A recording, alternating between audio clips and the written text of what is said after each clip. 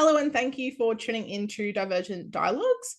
Today, we will be focusing on OCD in our co-occurrence series that we'll be doing. We're going to have a few special guests over the next few months because we want to talk a little bit outside of autism and ADHD. And yes, there's a lot of diversity in autism, and sometimes that comes with other neurodivergences as well. So welcome, Simon. So Simon is a social worker, men's mental health advocate, and lived experience therapist at Mindful Men. So thank you for joining us. Thanks for having me. Really excited to be here and have a chat about, OCD. Excellent. And we've got the fabulous Teena as well, as usual. Hello. So we were really lucky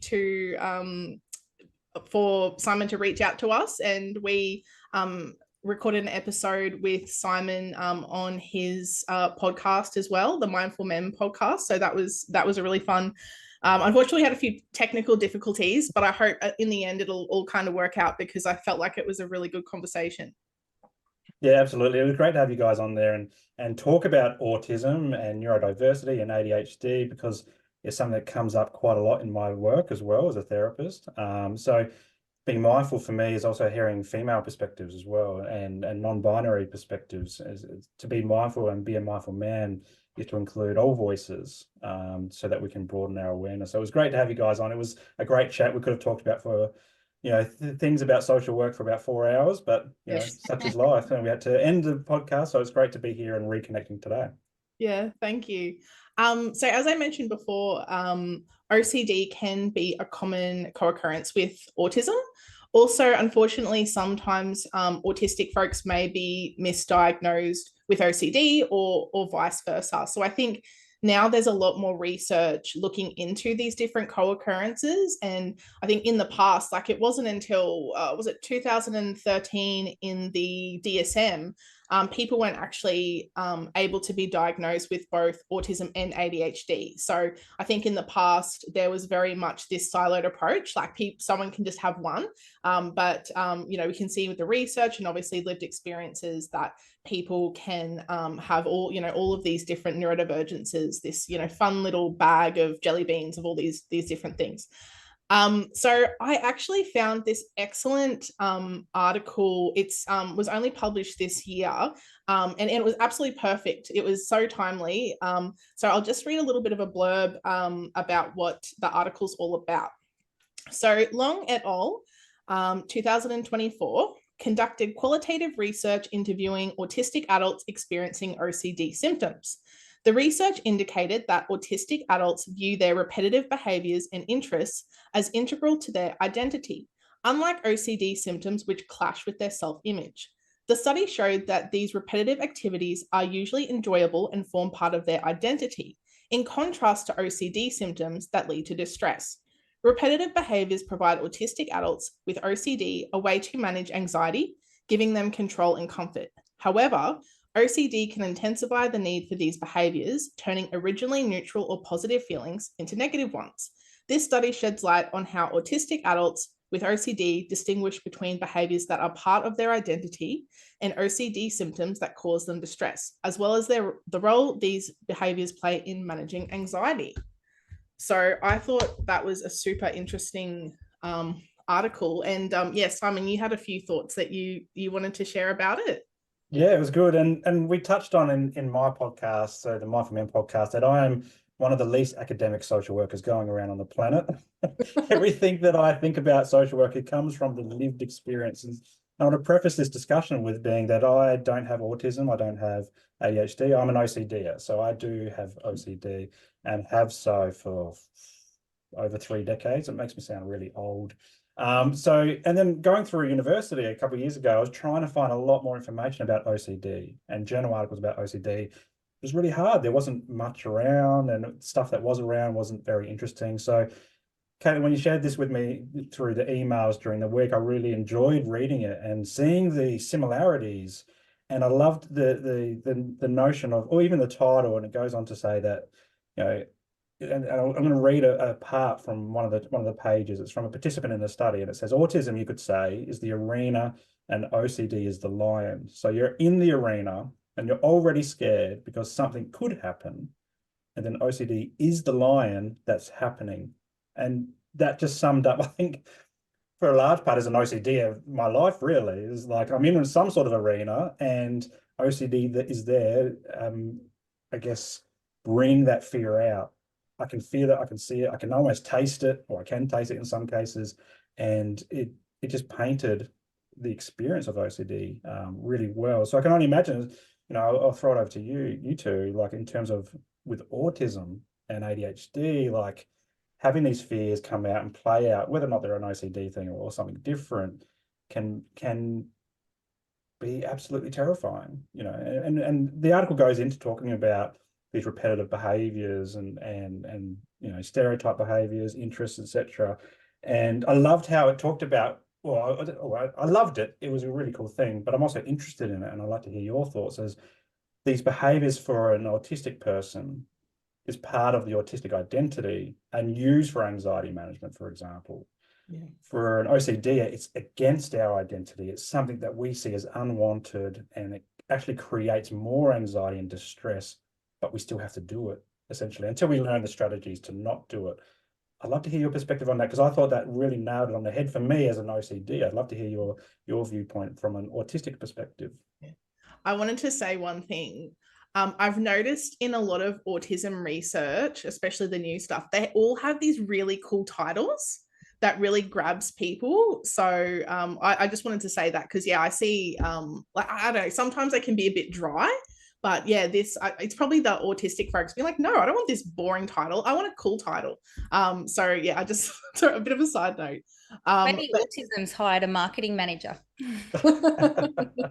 But Teena, did you want to start? I have lots of thoughts, but I wanted to give you a bit of space to chat.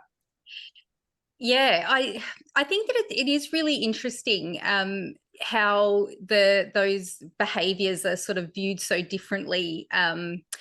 Between the two sort of diagnoses.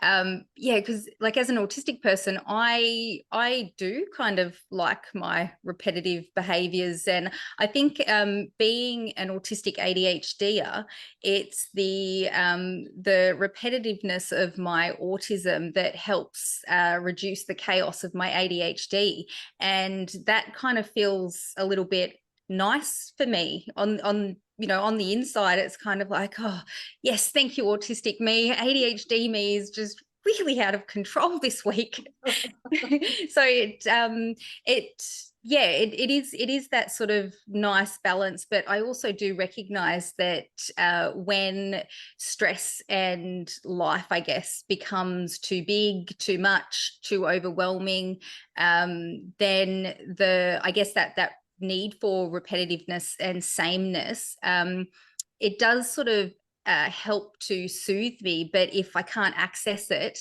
then it becomes incredibly distressing and really adds to to my dysregulation. So it's such a difficult thing to talk about and capture accurately, because you don't want to talk too positively, but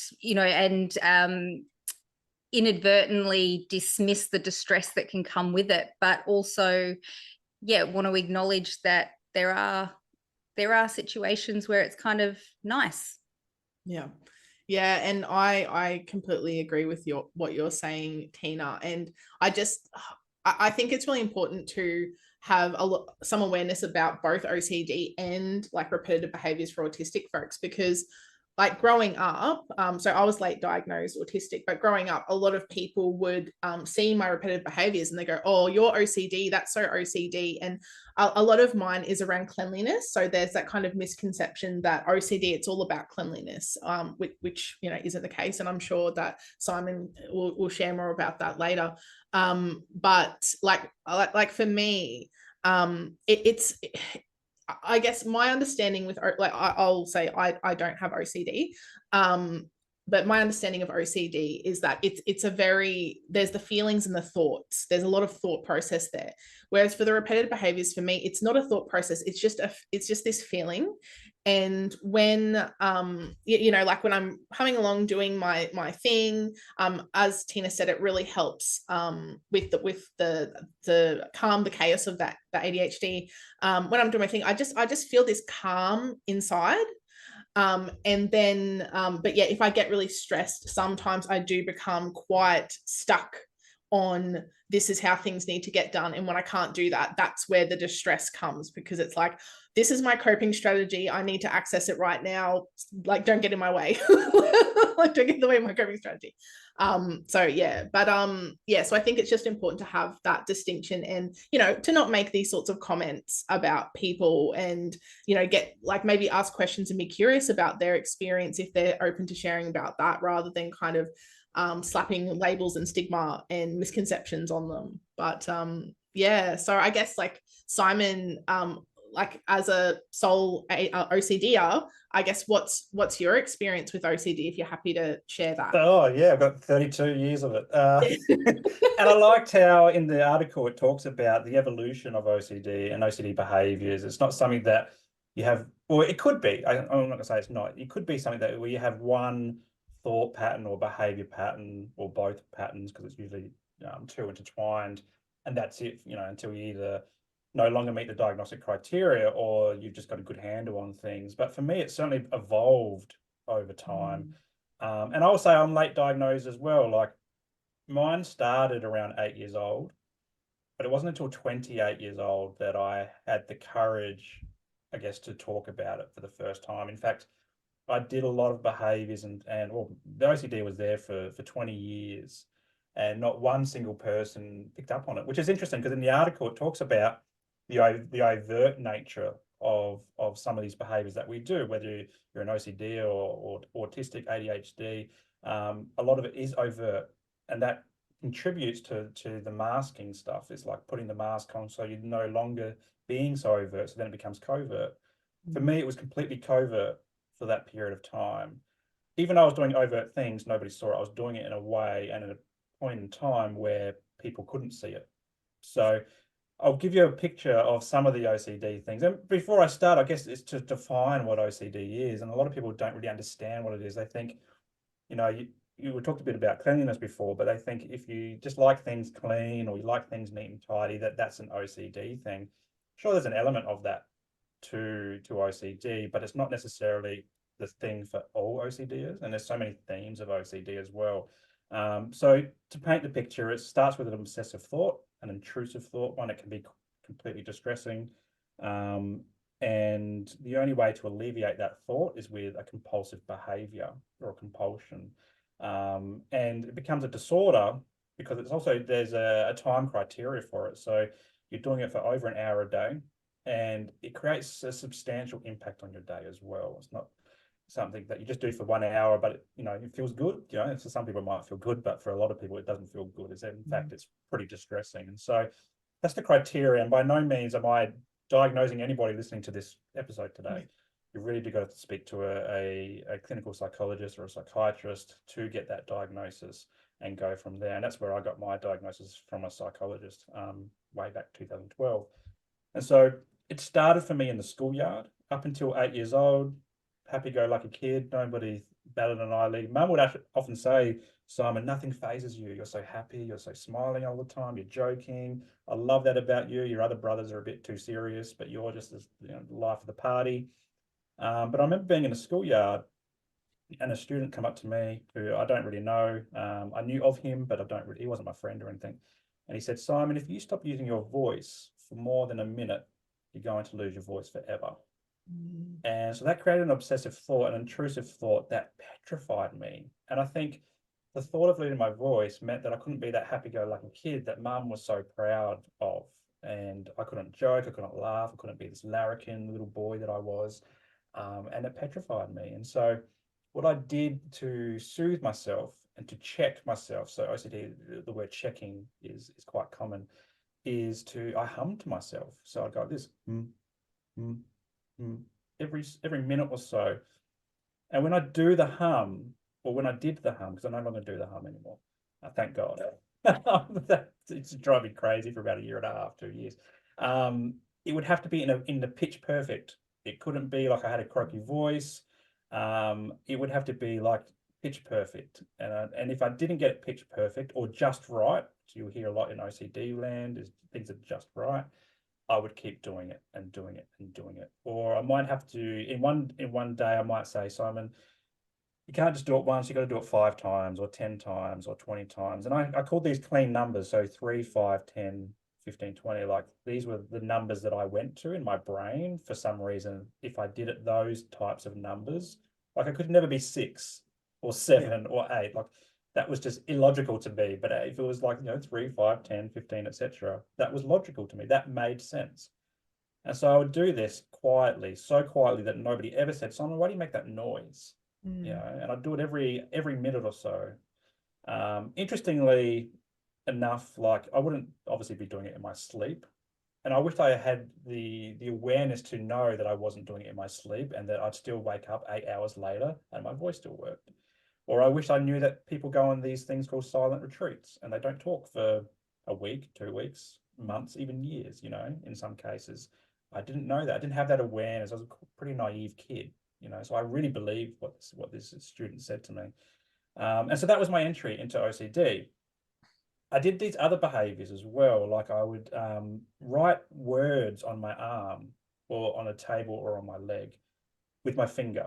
Like, so there was no, it wasn't a pen, but it would be in cursive and it would be words with, two, like, I can't remember, is it syllables or the double letters together? So like LL, for example. It'd be words like that where it had these kind of things, or M's. I don't know why it was about M's or Y's, like really like, I guess, circular style words. And I would just have to repeatedly draw it on my hand or on my arm or on my leg or on the table, getting it just right, this cursive word in my head. I don't know why. I don't know what the obsessive thought was with this, but this was a compulsive behavior. And to this day, I still don't understand it. And I've actually started doing this one again more recently, and I can't quite picture why am I doing this, but I'd have to do it a certain number of times and so forth. So that was kind of like the next evolution. And then that went away for quite a few years, but it really came to a head. And I guess this is where OCD for me develops a theme, is when I was around 13, 14, mum and dad separated and I became the quote unquote man of the house. I put that label on myself because I was the oldest boy now. So when mum and dad were together, we had a house of 4 boys. So I was the third in line, and then obviously dad, so five men in the house of varying ages. And me and my little brother, we moved out with mum. And we lived in an area which was probably more lower socioeconomic.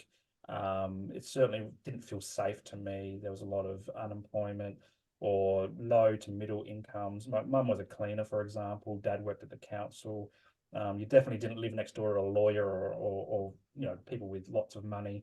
It wouldn't be unusual to see bikies and bikie clubs and cars on the side of the road broken into and burnt out and all this type of stuff. This is the kind of environment that I grew up in, and I think that environment plus the whole concept around boys and men don't share emotions and don't cry, you've got to be tough in this environment, led to me really becoming an introverted extrovert. So on the outside, I was still that happy-go-lucky kid. On the inside, I was absolutely petrified for my life every single day. And the OCD grabbed onto this and it said, let's go for a drive. And we're not coming back. We're just going to keep going faster and faster and faster. And so what would happen, for example, in the evenings, we'd go to bed, mum would check the house was locked up, she'd go to bed, my little brother would go to bed, I'd go to bed. Then my OCD brain turns on and it would go, Simon, you better go around and check that your mum locked up the house enough. So I'd go to every window, every door. I'd check that they're locked, closed, you couldn't open them. I dare not leave a window open in the summer. This is Adelaide we're talking about, so summers were hot, but no, everything was locked up like Fort Knox. The window curtains would be drawn a certain way because I was petrified. I had this obsessive thought that someone was outside, like this mysterious boogeyman, who was going to come in, kidnap us, murder us, steal our stuff. every single night. Nothing could tell me otherwise. And I don't know where this came from. I would dare say it's just the OCD manifested it, but also the environment that we lived in as well. And yeah, so every night I would religiously go around and check windows, doors, and so forth. And I'd do it in a certain way. So this is the pattern of an OCD. Is I'd go, say, start at the front door, and then I'd go to the front window and move around the house in the same order every single night. And then when I'm satisfied that I've done the round, and that round could take half an hour or so, maybe 20 minutes if I'm feeling good. But it'd be checking, touching it, touching this door 3 or 4 times, or not 4 times, 3, 5, 10, 15 times. Hearing for that just right thud of when you touch a door that you know it's closed, or a window, touching it and kind of like pulling on it, but not pulling on it at the same time to make sure that it was gonna, it was closed and going to stay closed. All these types of things. And then to add on to that, I had this obsessive thought about the house burning down while we were sleeping. So then I would go and check irons off, the stove was off, that the fridge door was closed. I had this thought that if the fridge was slightly ajar, that the motor would overheat and then catch on fire and burn the house down. So I'd be touching the fridge door like in all sorts of places, pressing on it. And the trouble with that one is the fridge door moves, with the little seal on it. So it's not like a thud. And so after I felt that things were just right, I'd go to bed. As I say, that process could take 20 minutes, half an hour or so. Then the OCD brain would say, Simon, did you really check that window from the front room, or the side gate? It turned into the side gates and cars and all sorts of things. And then I couldn't just tell myself, yeah, I checked it, I remember checking it. OCD brain would actually remove that memory and go, I don't know, there's a seed of doubt now. And so up I get. And it wasn't just going to that window that I thought about, or the iron, or whatever. It was the whole thing again. And so I checked, the front door, and then I go through the routine again. And then I get back to bed 20 minutes later, half an hour later. And then the brain would say, Simon, in the process of touching that door, for example, the front door or the fridge door, when you walked away, it miraculously popped open. And so I'd get out of bed again.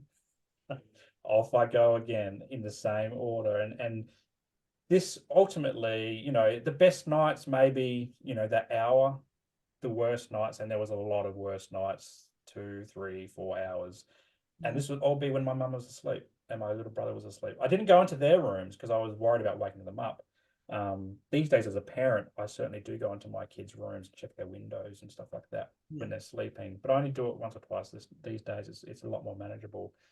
But yeah, as a 13, 14, 15-year-old, like, this was my nightly routine, which also turned into my daily routine when, say, I left the house to go to school, or I'd be going to school and I'd have the backpack on, and I had this obsessive thought about losing my wallet and my keys. I didn't have a phone at that stage. And then eventually when I got my phone was added to the list. But the idea of losing my wallet is if I had like a card in there with my name and my address on it, then if I lost that, this mysterious boogeyman would know my name and my address. If I lost my keys, and he's got a means to get into the house. And so I'd obsessively check my bag that I've got my wallet, keys, and then later on my phone as well. And I was, so I'd walk up the road to school, and I'd have those things in my bag. And then my brain would say, Simon, have you got your wallet and keys? You better check. Okay, better check. Take it off, open up the front zipper. Yep, they're there. I have to touch them to make sure that they're there. Close the zipper, put the bag back on. And in the process of doing that, my brain will say, did you check your keys? Oh, I don't know. Off it goes again, check, put it back on. In the process of that, my brain would say, Simon, in the process of checking your wallet and keys were in your bag, I think your wallet might have fell out onto the footpath. So I'd be constantly looking around, is it on the footpath? No. And then I'd walk a few more steps, and then it would go, we better check again. So then take off the bag, and it's constant. That was one of the most overt ones I did, because it was during the day. It was at school. I was in classroom, and I'd do it in the middle of class or whatever, and I'd just check. But I guess when you're in classroom and you're students, it just might be, oh, Simon's just looking in his bag for something, But that was me going in there for the 10th time, or the 20th time, or the 50th time, or whatever. And so that happened. And then around the same time or at the same time, and please let me know if I'm going way too fast, because there's a lot. But I won't go through them all. I'll just give you some of the highlights. There was one where... Can we take a pit stop? Yes, let's take a pit stop. Take a pit stop. Yes, please. That's all good. No, like this, like, thank you so much, Simon, for sharing this. I really appreciate it. And like, I guess I had a few different thoughts, but I might just start with, I guess, my thoughts around like differential diagnosis, and then maybe some of the feelings that you had experiencing that as well. But like some of the things that you popped up, like if I was supporting a young person and I'm trying to suss out autistic, ADHD, or OCD, what's going on, but like the humming, like that could be seen as a vocal stim. Like if you're looking for like an autism or ADHD diagnosis, you might see that's a vocal stim. So that's why it's really important when people do display those repetitive behaviors, be curious around that and go, okay, so like, what does that look like? And how many times do you do it? And like, are there any thoughts around that? Or like just kind of exploring that is really important. So checking the wallet and keys, again, thinking from a autism ADHD lens, that like my first thought there was overcompensatory behaviors for ADHD forgetfulness and object permanence. We keys, wallets, phones, they're at the top of the list for the things that we lose. And when you've had that criticism or expense, lost a key once, one of those fancy keys, it was like $500 to get it replaced. You start to overcompensate through, like, from anxiety. So yeah, it's just interesting. But I guess the distinction is, like, with ADHD, like, there's evidence to suggest that you may actually lose it, because it has happened before, and there is that forgetfulness. Whereas like with Simon, as you were saying, like you probably never lost something because you were so diligent in checking it all the time. So but yeah, I guess I just wanted to, like, if you were comfortable just sharing some of those feelings that you had as a young boy, dealing with this very much alone, this internal experience for you. Yeah, it's a lot of feelings as well. And as you were talking, and I was reading through the article, I've got some notes here of that article that we're talking about. And one of the things for an OCD is the twisted logic. Is that not so much when I was younger, because I didn't really understand, but now as an adult, I still do a lot of these behaviors. They're not as prominent as they were when I was younger.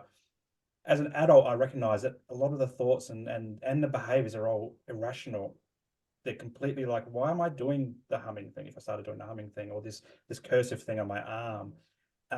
But at the same time, it's irrational, but it makes sense in our brains to be doing it. Like, okay, I guess that's the reassuring component as well. For the humming thing, that just felt like a quirk. I don't think it really caused a lot of distress. I mean, the thought of losing my voice caused distress, but the actual behaviors, it was manageable. Certainly the stuff when I turned 13 and we moved out, that I just was so tired constantly, which is interesting because I had a lot of energy as well. I was a sports guy. Like, I played every sport under the sun, and I had a lot of energy, and I was good at it as well. Like, it wasn't like I was just, getting home flopping on the couch. Like, I still had energy to burn, but it was also hugely exhausting. Mentally, there was nights where I thought about self-harm and so forth, because I was just so tired of it, and I didn't have the words to speak about it. So mental health wasn't a discussion.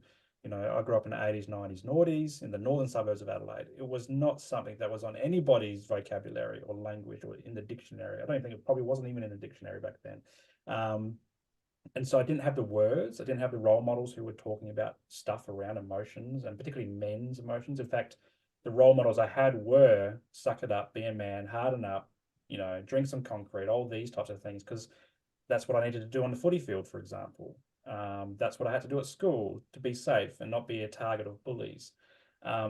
Fear is a huge one, right? And so I was just about, before we had the pit stop, and thank you for the pit stop, because I do need them from time to time, because I could just go. And that's all good. You're in good company. Teena and I are exactly the same.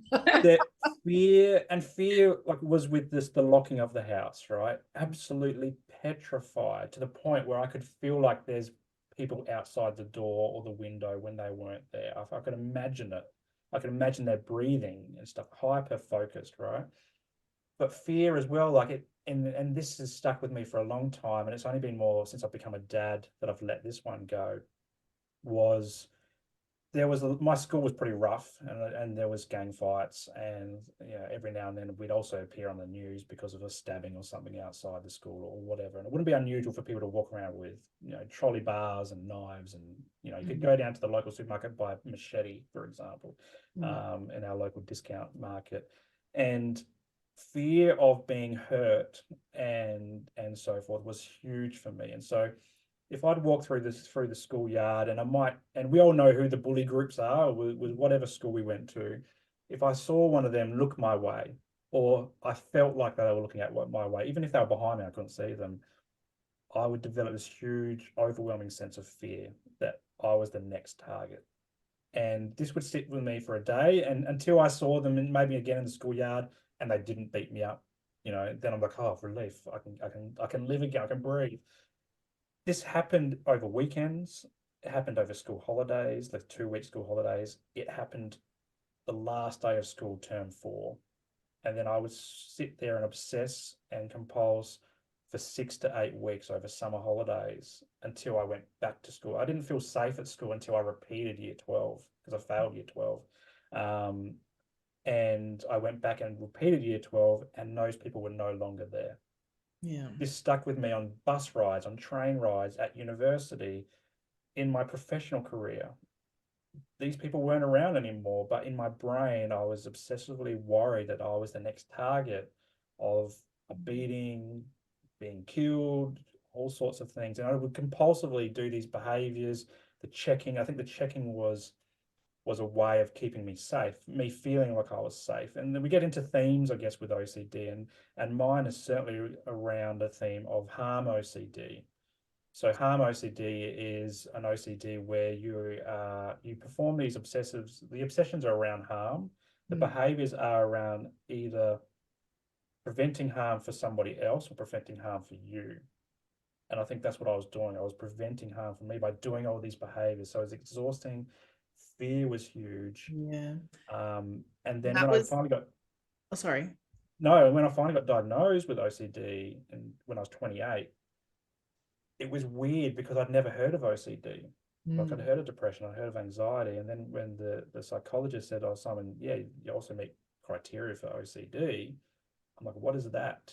I didn't know what that was. And interestingly, the more I looked into it, OCD is often referred to as a silent condition or a silent disorder because on average, it takes about 15 years, depending on which data you look at, which article you look at. It's about 15 years from first symptom to first treatment.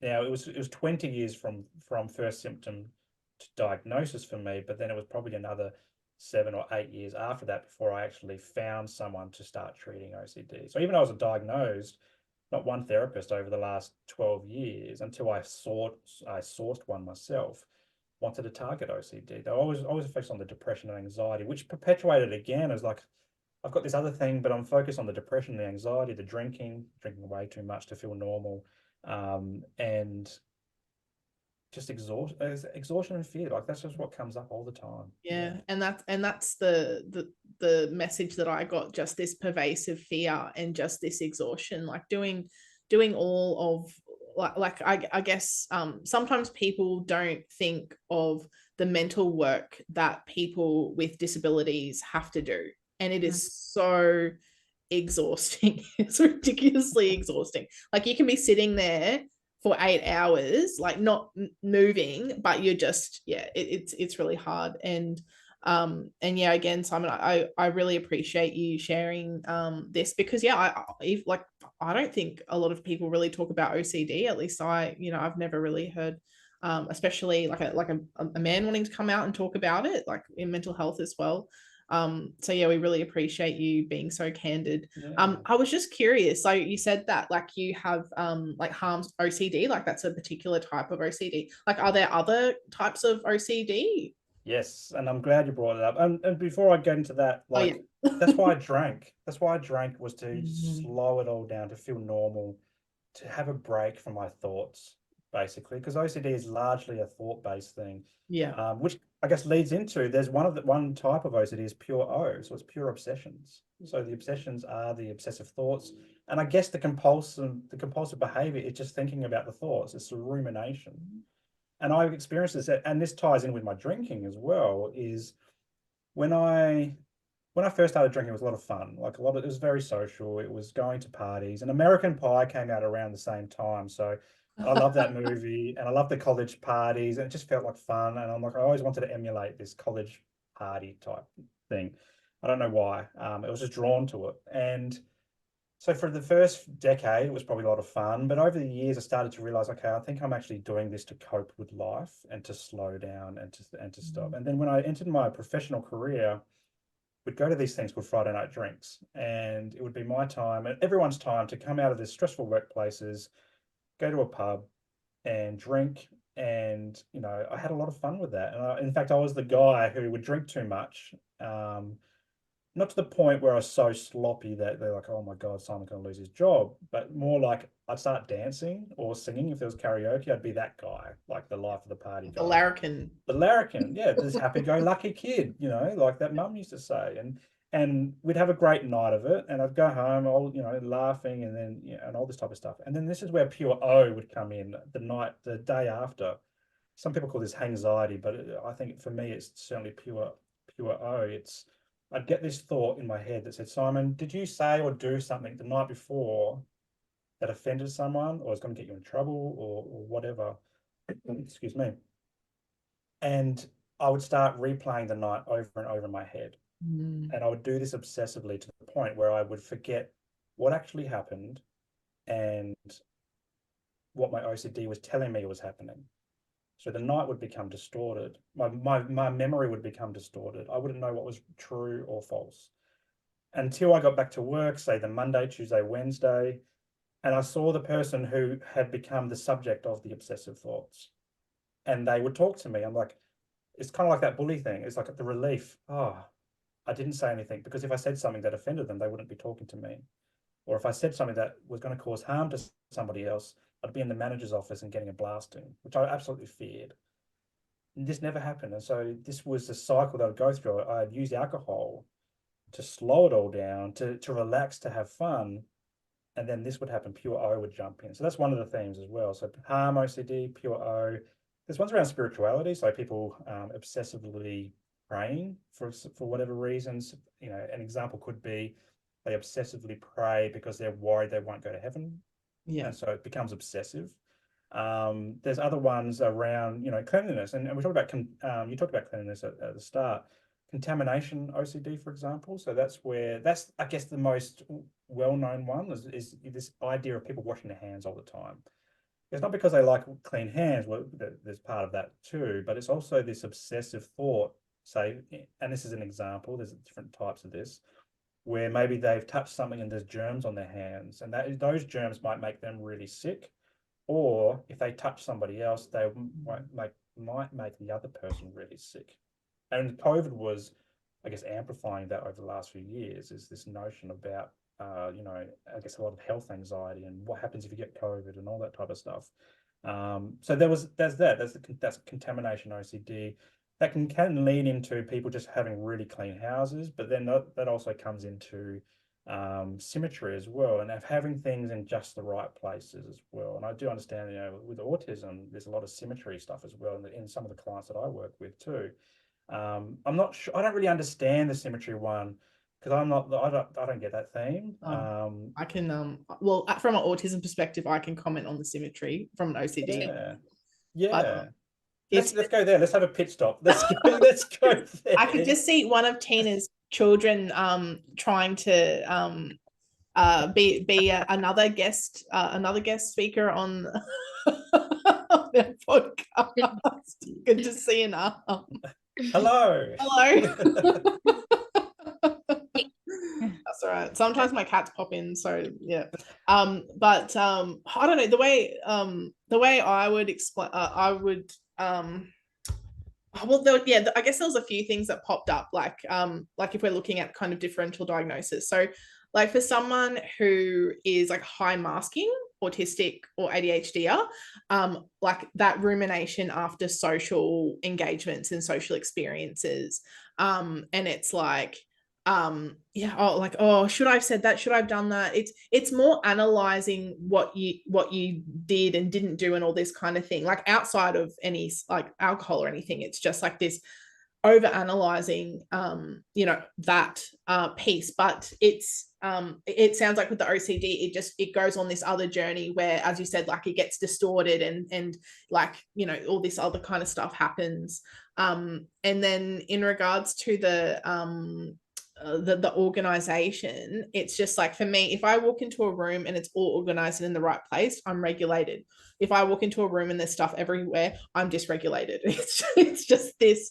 And like if something is like half a centimeter out of place, I will notice. It's just, I don't know, one of my autistic pattern recognition, whatever things. I just, very visually aware of things. But Teena, did you want to share, I guess, from your perspective, just looking at that contrast? Yeah, so that ruminating after being out the night before, like from an ADHD perspective, that's a very real thing. When we think about like verbal impulsivity, as an ADHD, you're in a social setting, and there's all these people to talk to. They get to know each other. That's like just it's a dopamine field, and we just want to dive right in. And then that verbal impulsivity, that neurodivergence, where we don't really ascribe to social norms in terms of what is a taboo topic. Let's just talk about everything. And often being the life of the party because you're the person that's saying like the real random stuff. And it's funny because everyone else thinks it's taboo to talk about poo, but like that's just what's on my mind. And you come home and the next day you sit there just overthinking it, like, oh my goodness, they're going to think that you're so random, so weird. And it can get really, really intense, and absolutely convincing yourself that you've said something you shouldn't have, or trying to filter through every comment you made. And it's like, oh my goodness, like, do I have information that someone's told me I can't share? And did I accidentally share it? Oh, really, really stressful. And then on that symmetry thing, it's kind of like a radar. I've over the years I've had cleaners help me manage my house and things like that, and not their fault by any means. Everything's put back where it belongs, but just not quite right. And I have a reading chair in my lounge room, and it just drives me insane. Like it's just this deep, I can't describe it. It feels like my whole body fills up with concrete and my head is going to explode because the reading chair is not on the perfect diagonal to the corner of the room, because that's where it goes perfectly. And I can put my drink or my tea on the side table perfectly with my arms reach and so forth. And it's just, difficult to explain, but such an intense feeling.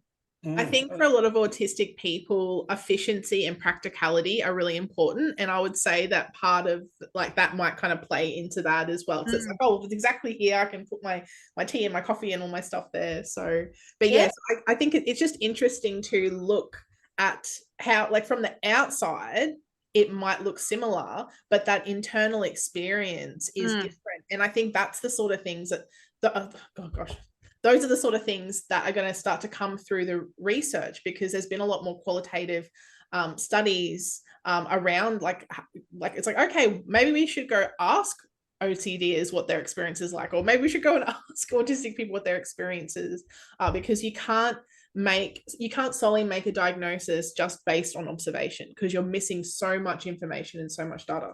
Yeah, and to that point, like a lot of the obsessive thoughts that people have with OCD are so intrusive that they're fearful of saying them, of expressing them, because of the ramifications of what somebody else might say, whether it's their partner, whether it's a doctor. I've had this recently, and thankfully, and I thought this was a new manifestation of my OCD. So it was intrusive thoughts around me driving with my kids in the car and taking that car off the road, and what would happen, that intrusive thought. And I'm like, oh no, please don't be another version of OCD, because that's terrifying. Like, it goes against all my values. I love my family, absolutely love them. I don't want to wish any harm on them or myself or whatever, but I was getting these quite often, and I was really scared to share this, but I wanted to share it with my wife. I say, look, I'm having these thoughts lately and I don't know where they're coming from. I'm worried that they're another OCD thing. And she looked at me and she's like, do I have to be worried? I'm like, no, like, and this is the OCD thing, like, we're totally against these thoughts.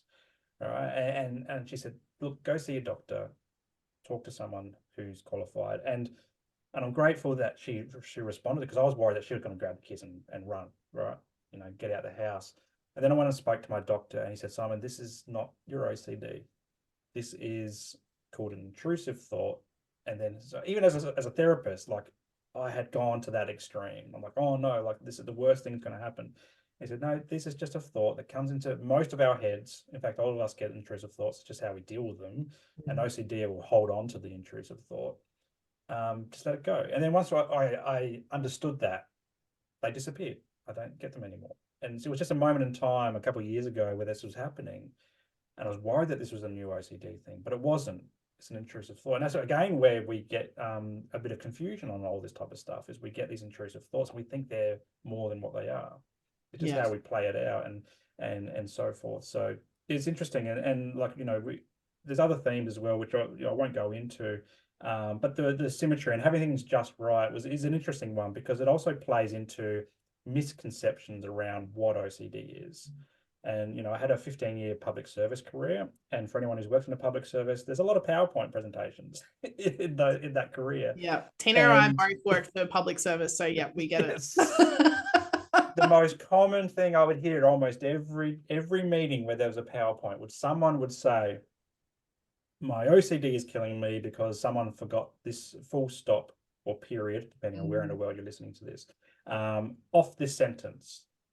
I've really got to go fix that up. Or someone put that word in a different font and I cannot get it out of my head. It's really annoying. And I'm like, and I'm thinking to myself as someone with OCD, if only you knew what it feels like to have OCD. And a similar one was when COVID happened, someone made the comment, oh, all the OCDs will love COVID because we're all washing our hands. Like, cleanliness and contamination OCD is not part of my themes. Like, it's the harm, it's the pure O.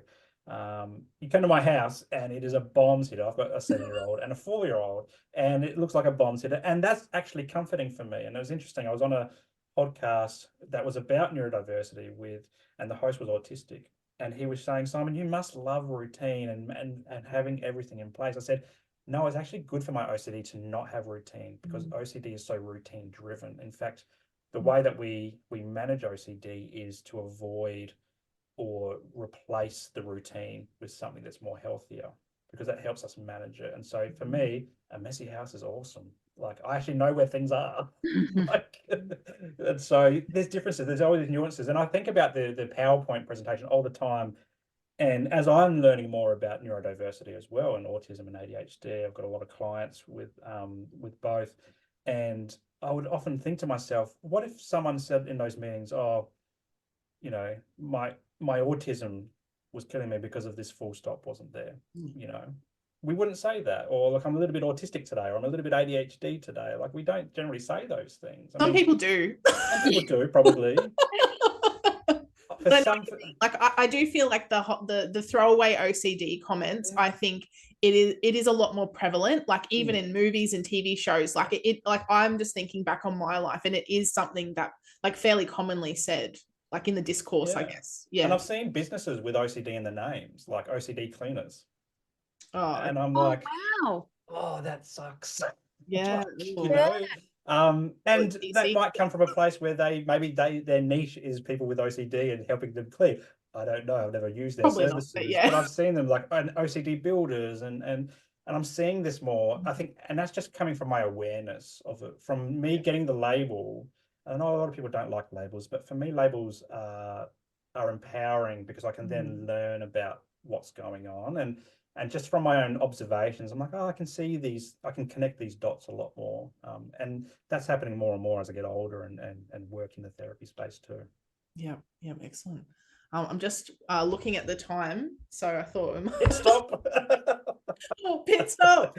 But oh gosh, like, yeah, we could talk about this and we could unpack it. Can go all sorts of ways, but yeah, I really appreciate Simon being so open and candid about this, because it is really important to take OCD seriously and to consider the language and the words that we are using, like like for OCD, autism, ADHD, like these things aren't a joke, and there is a lot more. We're walking towards this neuroaffirming space, but it's also important to understand that these are disabilities as well, and they can take up a chunk of our time and our energy and can cause a lot of stress. So like, it's not a joke. Like, we want to be supportive of and encouraging of people, but we don't want to be making jokes or throwaway comments about it, because you never know, someone can be silently sitting there as a OCD or autistic folk or like ADHD,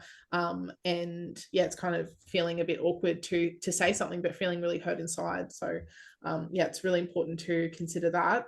I just wanted to check in, Teena, were there any kind of final thoughts or anything you wanted to share?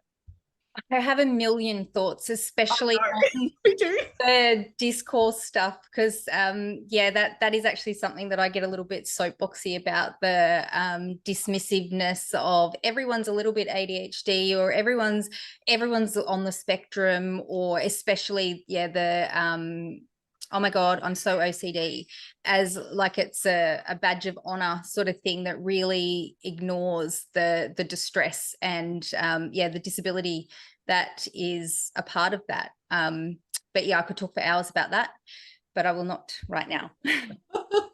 Maybe we need part 2, 3, 4, and 5. Yeah. Would love to. As you can tell, I love to talk about it. Like, and it's important that we talk about it and share stories. Sharing stories empowers. And before I opened up about OCD, like, I didn't know that other people with OCD existed. I had no idea. Yeah. And it just happens to be Very isolating. through social media. Like, by sharing my story, I found other people who are sharing their stories, and that's where I think we can lean on each other and support each other and grow together and recognize, oh, I don't have to live with this without help. I can talk about it. It's okay to talk about it. In fact, it's good to talk about it. Yeah, definitely. I think when we give these things the light of day, they don't have as much power. And when we can see our experience mirrored in others, it just really helps. So yeah, thank you so much. Also, Simon, is there anything you wanted to plug, like your podcast or your business or anything like that? Yeah, absolutely love to. Thank you for letting me do that. I've had you both on the Mindful Men podcast, and that episode will probably come around roughly the same time as this episode. So yeah, check out the Mindful Men podcast. And the reason I do that is to just share stories from diverse people around the world about all sorts of things: mental health, disability, masculinity, parenting, or whatever it is. And it's not just guys talking. It's important that to be mindful men that will listen to a diverse range of voices and experiences, so that we can just grow more mindfully and be the best blokes that we can be. So yeah, the Mindful Men podcast, and also I do therapy here in Australia as a social worker, mindful-men.com.au. Specialize in men just because of my own journey. Like, I want to help guys open up, just like the guy that I never had, really. And so I'm trying to be that for myself and for them, but also for my son. I do a lot of this for my son to show him that it's okay to be not okay, and that he can live with mental health. He doesn't live with mental health conditions, not that I know. But if he can see dad doing it and talking about it, then he can too. And that's what that really drives me. Plus for my daughter to see that as well, and see that guys can work on themselves. So yeah, that's it. Yeah, no, excellent role model. I'm like getting tingles hearing about this. It's so great to connect with someone who's so open and authentic in their life and their work. Sorry, Teena, was there something you wanted to say last No, same. It's nice to hear, especially having my son here with me today, being sick. It's that's cool. Has he been listening? Has he been sitting there listening? He's pretending not to. Oh, okay. All right. Yeah. Yeah, too cool. Yeah. Too cool for that. Yeah. No, I get that. All right. Yeah. Thank you so much, Simon and Teena. Yeah, it's been a pleasure. Yeah, thank you very much. Thank you.